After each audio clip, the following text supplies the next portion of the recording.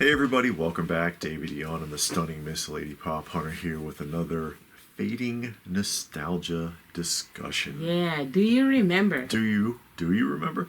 Things that we used to do when we were kids, that we grew up with, that were in some regards a cultural staple and even a cultural phenomenon in many cases. Yeah, just about everybody, no matter what walk of life or social status you were in, did this. Or knew about it least. Yeah. At least knew about it. That if you mention it to somebody who's, I don't know, under 30 nowadays, they're like, what? The hell are you talking about? And this is the music videos and mixtape editions. Music videos and mixtape edition.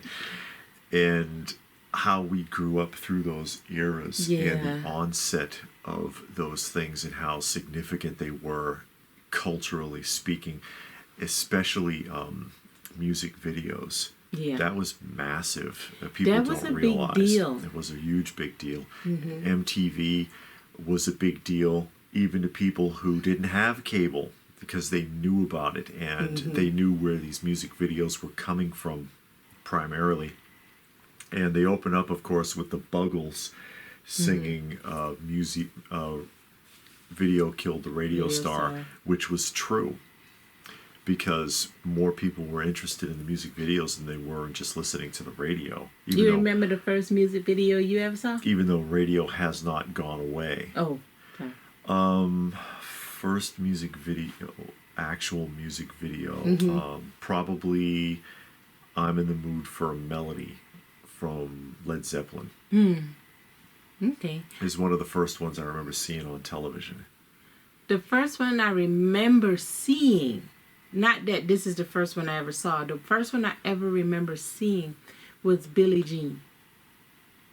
I remember seeing Billie Jean. My brother was in the hospital, and me and my mom went, and I was little, like really young, but I was in the waiting room, and the TV was on, and that music video came on, and I always remember watching that video there. That's the first one I can remember seeing. I don't know if it was the first one I saw. You know, come to think of it, one of the, it might also, because it gets fuzzy, guys, it might have been Billy Joel's Uptown Girl on Solid Gold. I remember Solid Gold. But because they would show a video in the middle sometimes, and it's the Uptown Girl, and Billy Joel is dancing and singing in the garage. He's like a mechanic. I remember watching Solid Gold, but I remember you and me talking about it, and I couldn't remember a lot of the things. I remember the Solid Gold dancers, Marilyn McCoo, and that they would have a guest singer. And I remember New Edition was on there, and other singers. But then you were saying like a puppet guy or something. I don't remember that. Madam was a co-host, and the guy would he'd have his arm behind the sofa, and Madam was like a ventriloquist puppet of an old woman. Oh, okay. But But yeah, we would see that. I didn't have MTV growing up, but I saw the videos on Solid Gold, and of course on NBC there was Friday Night Videos, which is a big deal, and that's where you saw primarily. You would see videos, half of them from Rod Stewart. He was he was ahead of the curve on that, really, because that's probably what made him as big as he was in the 80s, because he had so many freaking videos out. And also that is where I saw the debut of Thriller, because it was played on Friday Night Videos, and that was the only time I saw it until I was much older. I never saw Thriller until a couple of months ago. Really? Yeah. Wow. I never saw the video. I saw bits and pieces because they would show bits and pieces here and there.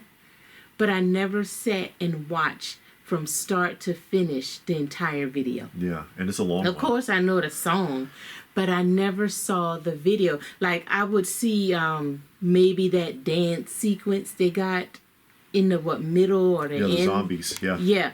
I've seen that, but not the full thing, but I've seen that in bits. And that was it. I never saw the video. And then a few months ago, me and you were watching it. Mm-hmm. And I told you then that's the first time I ever saw the video. Yeah. And I've seen a lot of Michael Jackson videos, but Thriller, for some reason, I never saw. And that's the full length one. The one's like 18 minutes long. Yeah. And for those of you who aren't aware, he did a lot of like full length production videos that you probably have never seen, like the Bad. Oh yeah, Bad. Bad is a very long video, and like half of it is dialogue and story. Mm-hmm. And the other one with the ghosts. That ghost one was crazy. Yeah, and it's long. Yeah, it's like 30 minutes. Yeah, it's like a half an hour. It's on YouTube. I don't know the name of it. There's another one, like you've probably seen, what is it? Smooth Criminal. Smooth Criminal, Amy, are you okay? That's a snippet out of a much longer video that's like 45 minutes long. Remember the Time. And, what's another one? Captain EO. He's done a few feature-length productions, and you just don't see them because it was impractical to play them under normal circumstances. But Thriller, he made sure it got out there. Yeah. And I remember staying up for it and watching it. I would stay up every Friday night for Friday night videos so I could watch the music videos. It was a cultural phenomenon at the time. Yeah, you knew where to find videos, because like we didn't have cable until the mid-90s. Because cable wasn't available in our area. Yeah. And then when it did become available, it was only like a handful of channels. And MTV was one, BET. So I watched videos on BET. While BET still showed videos. Yeah, all of them, because VH1 used to show videos, BET, MTV, all of them showed videos, but now none of them show videos. They don't show anymore. anything like that. It's I don't know what they even reality show. show programming and garbage like that, and it's like, how do you still call yourself VH1? That stands for videos. Yeah. You know, how do you still call yourself music television? And there's no music. No music. Yeah. What happened? Yeah. But, and I guess YouTube has completely replaced that now. Yeah, because you can look up old and new videos, music videos. And I'm surprised, I guess because of YouTube, people still make videos. But it's not the same. There's no story. I mean, not all videos had a story. No. But like a lot of them did. You could watch it. You could discern a story from it, like Love is a Battlefield. Yeah. You know, there's a story there, and there's dialogue, and you can put it together and say, okay, this is what this is about. I get it. Mm-hmm. And, you know, just watching someone standing there and singing, to me, doesn't count. It's like the difference between Van Halen, Jump, which looks like clips from them being on stage, and then you watch Van Halen in Hot for Teacher, and that's a complete story. Mm-hmm. You know, you watch that, you get the whole point of the song from watching the video. And Hot for Teacher, of course, is a pretty funny video. It's neat to watch. We saw a video recently, and we said that watching a video changed the whole meaning of the song. Do you remember what that was? I'm not sure. I can't remember what song it was, but it's a well-known song that we all knew. But recently we saw the video for it, and it kind of changed the whole look of the song. Because it was like when you watched it, you know, you saw all the stuff that was going on. But I cannot remember. If I remember, then I'll try to tell you so you can put it in the description. But yeah, that was a big thing. And then I remember coming home from school. We used to watch Yo MTV Raps. But we would learn how to dance from the music video. You sat there while the video was going, and you try to mimic the dance moves and all of that stuff. But and that's all gone. Yeah, it is. I mean, it is gone. People don't care about watching it. I mean, a lot of people watch the videos on YouTube, but I wonder if they're really watching them or if they're just letting a playlist run so that they can hear the music. I like to watch, especially James Brown. James That's Brown. That's what it was. It was James Brown. What was it? We were okay. Which one?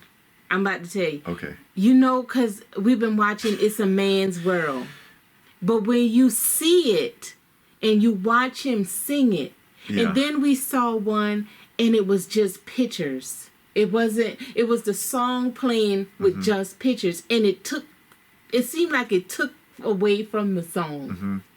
To me, it felt like it took away from the song. Because when you see him perform the song, because all of his stuff was basically live. I don't think he even did music videos.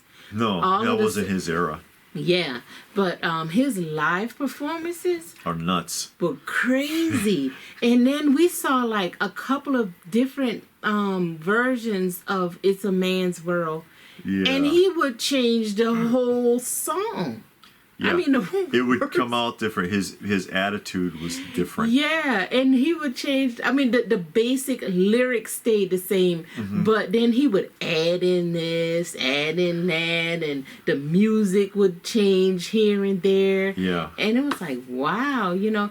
But you don't see that. I mean, you see people and they singing, and it's like, there's no feeling, no emotion behind it. It don't make you feel like they believe what they saying. Yeah, they're trying to. It sounds like they're just trying to demonstrate maybe demonstrate their vocals or their range, or something like that, or their runs. Ugh, and it's like runs. I know I hate that. Actually, I think that's it. But there's no passion in it, and that's why I can't remember the name of that guy. He says that shows like. The Voice are helping to kill the industry. Professor of Rock. Yeah, Professor of Rock. And I can see that because they take somebody who's unique and to make them sound like everyone else. Yeah. Basically. And when they pick them, they're like, oh, your voice is so unique. Let me ruin it. Yeah. You don't sound like anybody that's out there. And by the time the show is finished. They sound like everybody else. They sound like everybody else. I listened to Steve Tyler sing... what's that one? Dream On. Dream On. Yeah, listen to the passion in that, you know, or James Brown. They called him the hardest working man in show business, and you can see it when you watch him on stage. The guy is pouring with sweat, peeling clothes off, and it's hilarious. Although he was hard to work with, I've heard. I've heard that. He could be very difficult to work with. Yeah, because he didn't have any musical education. Yeah. But so he just went with it, and then he wanted you to go with it. But he was also a perfectionist, and he would send a lot of cues. And, he would make a movement, and the music would stop or start or would emphasize because they had to watch his cues, and that couldn't have been easy. Yeah, yeah. And he wanted you to be on it at all times. Yeah. And, but that's what made him great. And also... mixtapes. You used to make mixtapes? Yeah, I had done that, but that was hard actually because unless you had a bunch of tapes, because you could get a boombox with the boombox, or AKA the Ghetto Blaster. I never heard Ghetto Blaster. You never heard Ghetto Blaster? No. Oh, they used to call it the Ghetto Blaster because of the annoying kid who would walk around with it in the street and have it turned up all the way with his like 12D batteries that lasted like an hour and a half.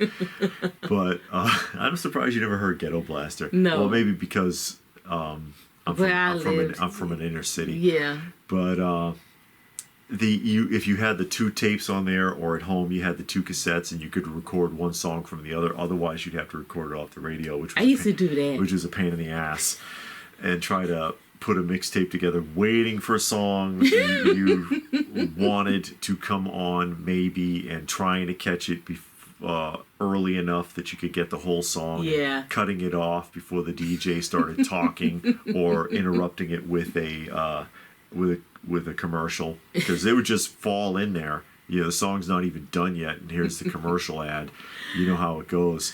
I used to just record. I didn't care where that song was, because a lot of times it didn't come on, or you sitting there waiting, like, I'm gonna go get something to drink. Soon as you get halfway down the hall, the song come on. So now you gotta run back and but nobody does that anymore. It was still kind of happening when MP3 players came out. And CDs. That was the CDs, yeah. And then MP3 players. And MP3 players really kind of personified that concept, because okay, now I can just copy it from the computer and put it into my little thing and have like 300 songs in there. Yeah. And I can, it's like a mixtape, but El Grande mixtape. Well, it's kind of the same on the phone, because I download the songs to my phone. And I listen to it like if I'm cutting grass and stuff like that, and then I put it in little playlists on the phone. If I want to hear certain things, I put it in the playlist. Or if I just want to hear all the songs, because I like random songs, just very, very random. So I just hit play on all the songs. But that's how I use my phone now, as like a mixtape / CD. And I wonder how many people still do that.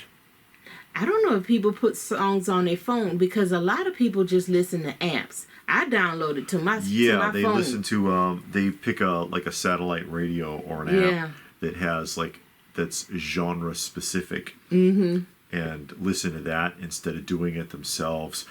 But what's getting lost there, you're not going to get every song that you particularly like. No. And also, all of those apps and all of those satellite stations, they play the same songs over and over. It's as bad as the radio. It is. Because we listen to Amazon Music. We were listening to TuneIn and Pandora. All of them, no matter what genre you put in. You could put in 70s rock, you're going to hear that. And then you put in classic rock, you're going to hear the 70s and the 80s. You listen to all 80s, you're going to hear the same song, plus they're going to pull in some of the classic rocks. So you're going to hear the same song. It doesn't matter what station you listen to. It could be, like I said, Amazon, TuneIn, it could be Pandora. It doesn't matter. The only reason why I like Amazon now, because they don't play ads at all. TuneIn, they put the ad in the middle of the song. They turn the song off. That's true. That's true. And then start up with another totally different song in the middle. Yeah, you're halfway into another song when the ad starts. The ad stops, and you're like, "What the hell happened?" Or it stops. You don't hear anything, and then the song comes back up, but it plays at like really high speed. So it sounds like the Chipmunks for like 10 or 20 seconds, because their computer's trying to compensate to catch up to where it should be. And it's like, what the hell happened? It sounds like someone, if you had a cassette tape and it started spinning too fast, back in the day, it gets weird. Yeah. But that kind of stuff, I don't know if it's completely gone. Like I said, I still kind of do it, but on the phone, because like I said, I download songs and put it on my phone and listen to it. So then I can listen to what I want to hear when I hear it. I like listening to the radio, because the apps, because every so often they might play a song either you never heard or you haven't heard in so long you totally forgot about it. And then you can like it and then go back later and download it. Because then I'll find it on YouTube, download it, and put it on my phone. Sure. That's what I do, is find stuff that way. But that's a culture that's gone, because people used to make mixtapes and CDs to their girlfriend or boyfriend. That's true. And give it to them. Or make it a tape to set a mood. Or, for workouts or for whatever. And I wouldn't call it a phenomenon, but it was culturally significant. Yeah. And it was something that was done for a long time. And audio cassettes made for the opportunity to do that, because you couldn't do it with 8 tracks. I don't think so. I don't think so. I don't recall, because it went. You had albums, and then they went reel to reel, 8 track, and then the cassette. But with cassettes, that was where that was really big. Yeah, because you could buy just a blank tape. And mix it up, and then the CDs came, and then they sold blank CDs, and then you could do the same thing with CDs, and CDs held more, and then you didn't have to flip it over. Yeah. Although you couldn't take it with you anywhere, though, because it was those things never did right. If you were moving with that CD player, yeah, it would warble. You know, because it couldn't find its skip all spot. over the place. Yeah. And then they had Sony had the shock absorber one so that it wouldn't skip if you go running the sports one. Sure. That thing always it didn't do right. Yeah. So when the MP3 player came out, I thought that was the best thing ever because it didn't skip. You could put so many songs on there and, you know, make your little playlist and all kinds of stuff. I thought that was the best thing ever. And again, I've mentioned before, according to Rob Van Winkle, was the last culturally significant thing to occur. And that was, 2003? Yeah. I think he said. Of course, Vanilla Ice, Rob Van Winkle. And that there hasn't been anything really culturally significant since. And so he makes the argument, same argument I've made. What is these current generations, what do they have for nostalgia? What are they going to grow up with? There's nothing there. No. It doesn't look like it anyways. Yeah. The only thing I can see is the latest phone. Or do you remember when you had the flip phone? Or when text messages came out and then it was all on a number and you had to hit the number so many times to get to your letter? You know what I mean? Yeah. Yeah. I remember that. Because it had just a number pad. So you had to do that. I mean, that's all that I can see. Somebody born in 95 can go back and say, oh yeah, I remember that, you know. Other than that, like, maybe it's something, I don't know, but that transition, that analog to digital transition generation is kind of like the last one to have any nostalgia. It feels like it. Yeah. You know, I could be wrong, but it feels like it. Yeah, and then with the death of the music videos and tapes and CDs, now you don't go to the record store no more. Yeah, those died. Yeah, and they don't even have them anymore. They were huge. It was a big deal, and they had like thousands of records and VHS cassettes and CDs. When CDs got big, DVDs. That was a big thing. DVDs, laser discs. All that type of media was typically sold in those places. It was started off as a record store and transitioned from there. And that lost its necessity as well with the elimination of analog, because when everything went digital, that means that opened the gateway for streaming everything, which means that you don't necessarily have to have a physical copy. Although obviously we prefer having a physical copy because we know that those digital copies can be interfered with, which, you know, again, referencing Amazon and Kindle, that happened several years ago, where everybody's copy of like 1984 and Animal Farm and Fahrenheit 451 and all of those controversial books just disappeared from everyone's Kindle, and Amazon said that it was a contractual problem, and that because of the public outcry, because everybody was like, hey, where the hell did my copy go? Because it was hundreds of thousands of copies of those books that disappeared. Oh, we'll put them back. But to remove them, regardless of whatever their contract obligation was, or so they claimed, was a violation of their own user agreement. So they would have had to, they never should have done it in the first place, just for reference. But yeah, just having things only digital leaves a doorway for things to disappear or be altered without your knowledge or discretion. You wouldn't know. Yeah, and I used to use the Amazon Cloud, Music Cloud. They got one just to save your music on. And that thing, if you try to access it, it'll corrupt your computer to the point where it won't even work. And the first time I saved my music there, because I always wanted it backed up. So I got the CDs and I put them all on the computer because I like to have them backed up just in case. You know. But I keep the CDs, and now, Amazon got this free music storage cloud. and I put it on there, and then I tried to access it one time because I got a new computer and I wanted to download it to the computer. Corrupted the file, had to get the whole thing cleaned up. Well, you know what the thing is because cloud, it tries to copy everything that you do, which slows your system down considerably. I always shut it off. Yeah. I don't want it copying everything, and my system runs better when it's off. Yeah. Because otherwise it's doing double time.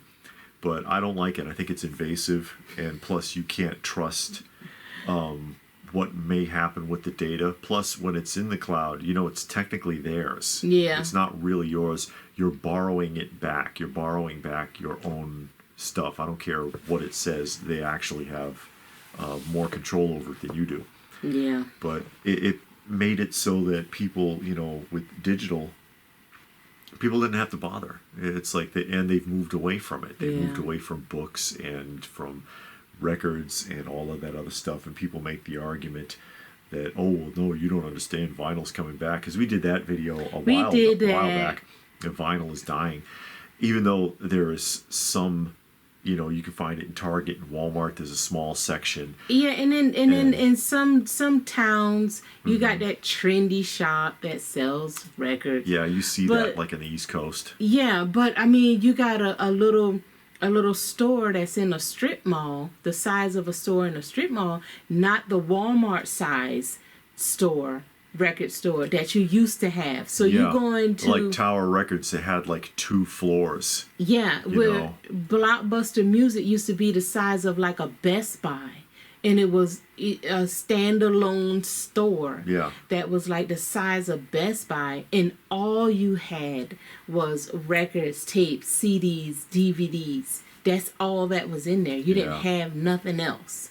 So, you know, just say it's coming back. Yeah, it's making a comeback, but not to the point of I can fill up a store the size of Best Buy with they're tapping in on media nostalgia, like most of this other stuff now, because people, they remember it and they go back, and maybe some of the trendy stores, but you can't compare like Mondo with a 1200 print run selling out to back in our era where these vinyl records were being produced by the millions. Yeah, literally. If you couldn't get like a 500,000 a run of 500,000 out of an album, they didn't even want to bother to press it.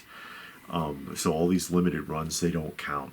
I had somebody contradict me on that video, saying, "Oh, well, I have a friend and he sells those records to Walmart and Target. He's the one that presses them, and they press thousands and thousands of them and all this other stuff." I was like, "Where is your friend?" Because if you turn those things over and you read them, they're made in like Belgium and France, and where's your friend located? Are you in like Georgia? I think some of them are made in the country Georgia.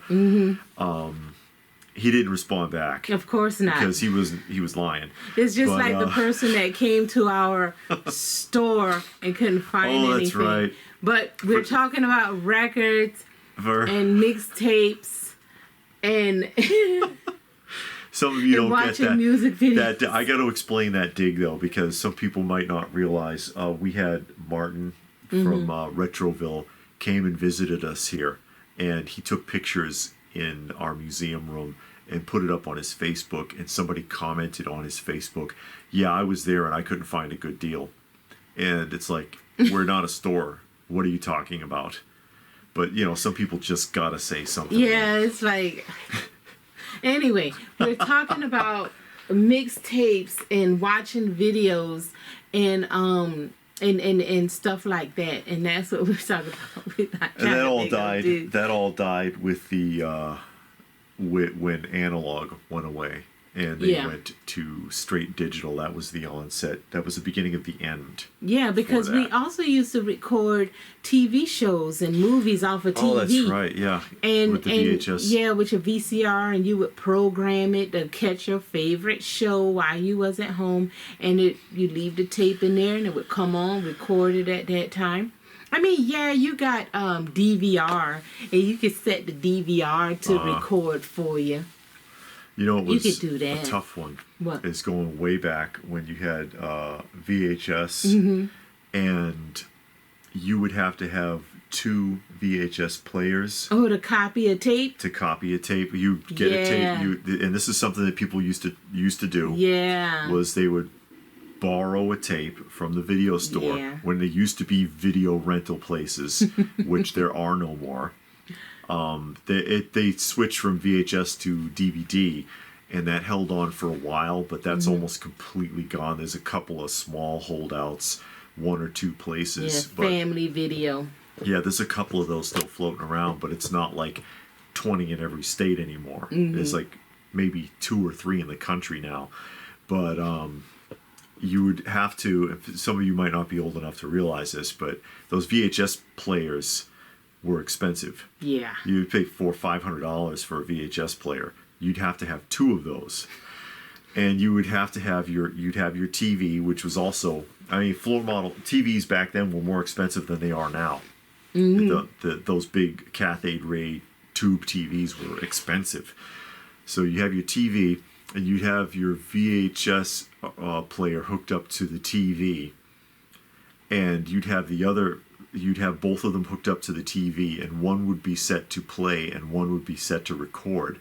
But then they would make the VHS tape so that you couldn't record it. You had to put the tape over that little thing. Yeah, there was a tab. The way that worked, and some people never realized that, but what they had on the VHS tape was a little tab, and they would snap it out. And so that when you put the tape in, the groove, if the groove punched into that little hole on the inside, there was a little spindle, and if it punched in there, it wouldn't record. So you would put a piece of tape over it so that it would block the thing, and then you could record off the other VHS cassette, even though you weren't supposed to do that. Yeah, well, a lot of people would do that because then you get the long playing tape, because you could get a tape to play up to 8 hours. But of course, the longer the recording was, the lower the quality would get. So you could record 2, 4, 6, or 8 hours, but the longer you would set that tape to record, the lower the quality would be when you played it back. But you could get 8 hours on a VHS cassette. It just wasn't recommended. That's all I ever did.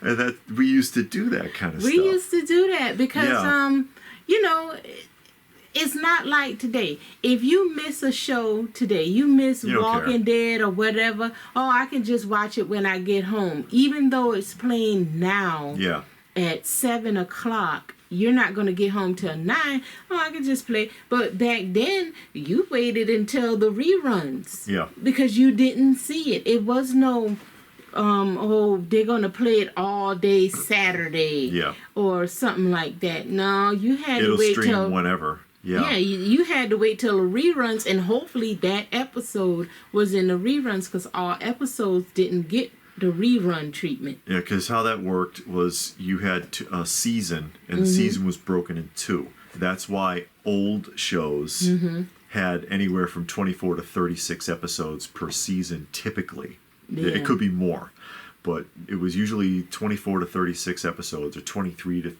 36, something like that. And that was because it was a split season. Half the season they would spend filming, and the other half playing the video, and then their actors would get a break while writers came up with a new season. And so they would air it, so you watch the A-Team. And if you missed it, you'd have to wait till the off season and catch it again in the rerun. And if you missed it in the rerun, you wouldn't see it again. Yeah. Unless a UHF station picked it up. Yeah. And then they would play it. Like, that's how I watched, I probably saw every episode of Welcome Back Kotter 50 times growing up. Or Brady Bunch or something like that. Because it would play over and over on the UHF station if they could afford the show. But otherwise, yeah, you had 2 shots. Yeah. So that VCR was important. Yeah. And it was important for you to learn how to program it, because the programming wasn't easy either. No. And not all of them had that setting. Yeah. So you had to get a VCR that could program, and then you had to know how to program it. I always knew how to program, and I would program it to get my shows in, because, like I said, it's not like now. You can watch it anytime, anywhere, all day long. You know, they'll play this show, but then you missed it. You sucked if you. I can do without that one from that era. Although you know, the drawback. It's like it's better now in the sense that you can watch it whenever. But the drawback is you get a lot less. Yeah. Because, again, you're going from, like I had said, about 23, 24 to as many as 36 episodes a season. And a cartoon, especially an after-school cartoon, could run longer. I mean, what was... 65. Masters of the Universe was like, I think, 64 episodes a season. Brave Star was like 64 episodes a season. Because it came on every day. Yeah, so they had to have more. To a season being like 6 or 8 episodes. Yeah. And then they put them all off, and we'll put them all out at once. You know, instead of an episode a week, they'll just throw the whole thing out there. And so you binge it, and then you hardly remember it. Yeah. Which is why we don't recommend it. We talked about that before. We don't binge watch, and we don't recommend it. You can watch the whole thing, and then you miss something, you forget. So you lose something too. Yeah. But yeah, that's what we were thinking about and wanted to share. Do you remember those things? Do you remember going to the record store, recording TV shows and movies off of the TV, making mixtapes, watching music videos, and that kind of stuff? And do you wish that stuff was back? Yeah. How bad do you miss that? Yeah. Like I said, there are pros and cons. Yeah. But I think there's more pros. I think it was just a better era, honestly, growing up. I don't know where I am now. Yeah. Mandela effect. I think I'm on a different planet. Anyway, let us know what your thoughts are. What do you think about all of that? There's a lot to digest. Yeah. Tell us about it in the comments section down below. Please do give the video a thumbs up if you got something out of it. We hope that you did. Share it if you can. Check out some of the other content. And if that's it, then what more can we say but thanks for watching. And we will see you again soon.